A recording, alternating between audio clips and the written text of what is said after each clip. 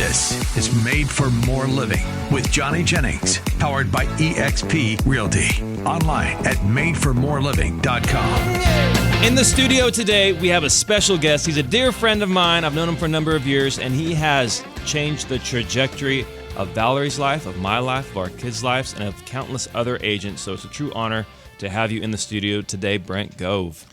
Thank you very much, Johnny. Great to be here. So we were talking before we came on the show about just how the real estate market is in a bit of a transition right now. Like, what are you seeing? What are you experiencing? What is it? If you were a buyer in today's market, what would you tell them? Yeah, I mean, I speak all over the country now and Canada, and basically interest rates are up, so buyers are a little skittish, right? They're a little skittish, like a school of fish in the shallows. Sellers are like, well, if I sell, I get a high rate, and my current rate's 3%. So sellers aren't exactly excited to sell, and buyers aren't exactly excited to buy. So it puts us in this kind of a quandary we're in right now. Yeah. And so bottom line is keep renting, and you'll find that they'll sell the house you're in. You got to move constantly.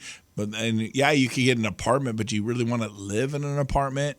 And so bottom line is, I remember selling homes that seemed outrageously expensive in 97 when I got started in real estate. And I was doing open houses in Natomas by downtown Sacramento, and a lot of state employees worked there. And I remember the neighbors coming over going, "This is outrageous. Who would ever pay this for a home?" I'm like, people from San Francisco and San Jose would. And the homes that they thought were outrageously priced were $88,000 a piece to about $94,000. They thought, who would possibly pay this price? My point is that they were beautiful little 3-bedroom, 2-bath, gorgeous, shiny, penny, craftsman-style homes in Natomas. They're beautiful.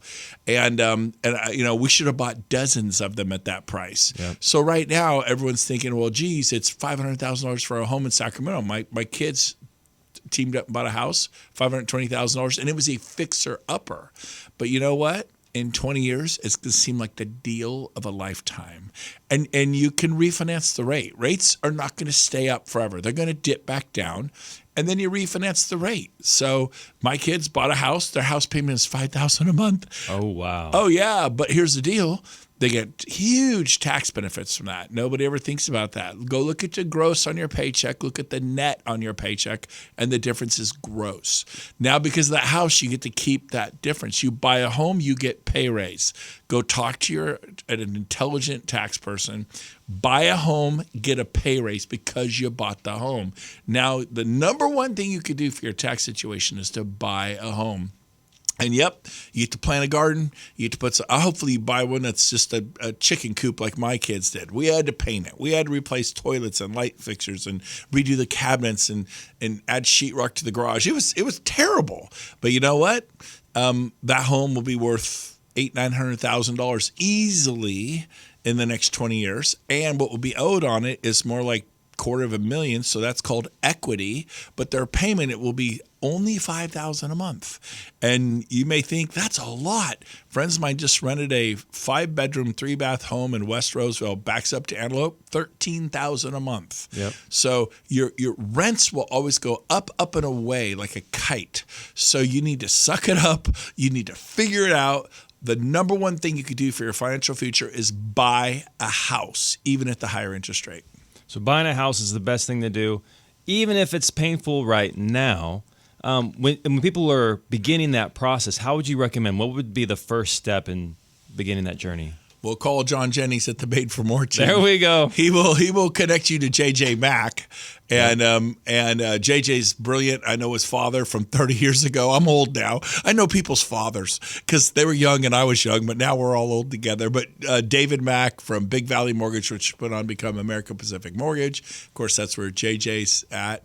But he'll, mainly Johnny's going to make sure you get pre-qualified, that you can actually buy this house. And then later on the show, we're going to give you some great tips on how to get a phenomenal deal on the house. I can't wait to share that. Awesome. Back after this.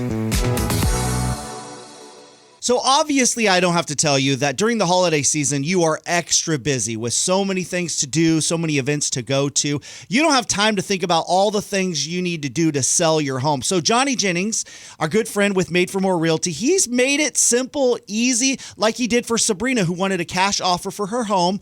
So he brought her a dream offer. She accepted it and was even able to stay in her home after closing so she could make a smooth move to her next home. That's what they do. They make things fast, easy, and simple at Made for More Realty. Yeah, just one of the many reasons they've been voted the #1 team in Roseville for the past 3 years. There are so many reasons why they have over 800 5-star reviews. So, you expect more? Get more with Johnny Jennings and the Tom Daves team at Made for More Realty. Just Google Made for More Realty today and get more for your home. License number 1982171.